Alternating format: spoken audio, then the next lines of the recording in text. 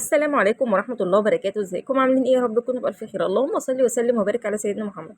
لو حابة تاكلي سينابون بقى ومش قادرة تعجني والكلام ده كله وتاخدي وقت والحركات دي كلها، طيب احنا النهاردة عملنا الغدا وعملنا كمان الحلو بصنف واحد، هو عيش السوري. انا عملت شاورما في العيش السوري واتبقى كده كام رغيف، 3 تقريبا. فانا قلت ايه، مش هشيلهم تاني بقى، انا هعمل بيهم حاجه حلوه. هعمل ايه؟ هعمل سينابون لاني كانت نفسي رايحه له. تمام. فهبدا بقى ان انا احط كده ايه، كوبايه من اللبن البودر والسكر البودر، وكمان كريم الشانتيه حطيت كوبايه الا ربع كده. هي المقادير متساويه، انا عامله اللي هي كوبايه القهوه الصغيره. تمام. علشان خاطر ان هي انا هعمل حاجه بسيطه وعايزه اعمل حاجه سريعه ومش عايزه اضرب في الخلاط. انا عايزه كله كده ايه، على البارد كده وعلى الهادي، مش عايزه دوشه كتير. وحطيت بقى جبنه كده، جبنه كريمي. هتلاقي عندي جبنه كريمي في التلاجة او تجيبيها من السوبر ماركت، كلها حاجات ايه بسيطه جدا. تمام. ممكن تجيبي كيسين من اللبن البودر او كيس. حطي بقى الزبده كده تكون سايحه، معلقتين كده زبده. طبعا احنا بنعمل صوص الجبنه دلوقتي. حطي بقى معلقتين زبده كده سايحين، وحطي عليهم كمان نفس الكوبايه ميه سخنه، بس مش هنملاها قوي يعني، هنسيب منها حبه. تمام. انا مليتها بس هسيب منها حبه، مش هحطها كلها. وهبدا ان انا اقلب الخليط ده كله كده بمضرب عادي جدا، مش هياخد مني اي وقت. تمام. وهبدا ان انا احطه في التلاجة. ليه بقى؟ هبدا اشتغل في السينابون. السينابون مش هياخد مني 5 دقايق على بعض، ان انا احطه واسويه وكل حاجه، هي 5 دقايق فقط لا غير. مش هنعجن بقى ونستنى العجين يخمر ونفرد بنشابه والكلام ده كله، وهيطلع سينابون. تمام. ده سينابون المستعجلين الزهقانين الحرانين، ده السينابون السريع. تمام. والجو حر طبعا، مش قادرين نقف في المطبخ، فعايزين كده حاجه في السريع، عايزين حاجه حلوه ناكلها وتكون سهله وبسيطه.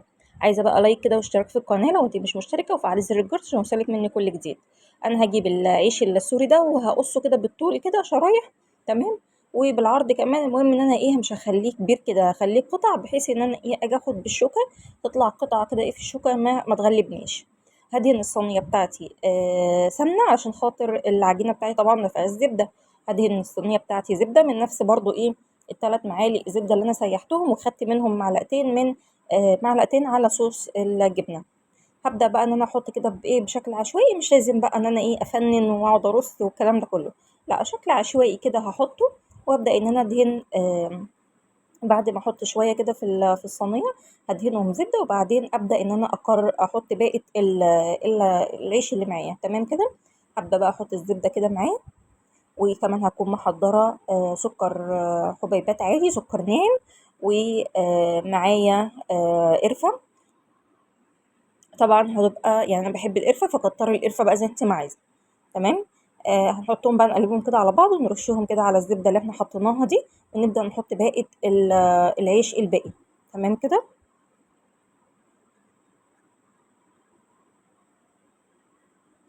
بصوا بقى كده، ده سكر وقرفة زي ما بنعمل في العجينة عادي، هنعمل برضو في السينابون السريع. سكر وقرفة عادي، وهرشهم على عايز تحطي بشر شوكولاتة مفيش أي مشكلة خالص، هيبقى تحفة جدا. تمام. عايز تحطي شوية مكسرات مفيش أي مشكلة.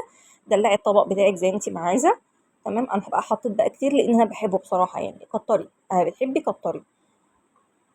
هتلاقي بقى ايه، جبت بقى صوص الجبنة ده هخليه في الآخر. طبعا أنا دلوقتي هحط كمان سنة زبدة تاني على الشوية اللي انا حطيتهم دول. وايه هسقسق بقى ايه بلبن، يعني مش هحط لبن كتير. احط بس كده ايه كام معلقة لبن كده صغننين خالص، بحيث ان دوت عيش يعني مش عجينة عيش، فانا عايزة اطريه معايا سنة. تمام.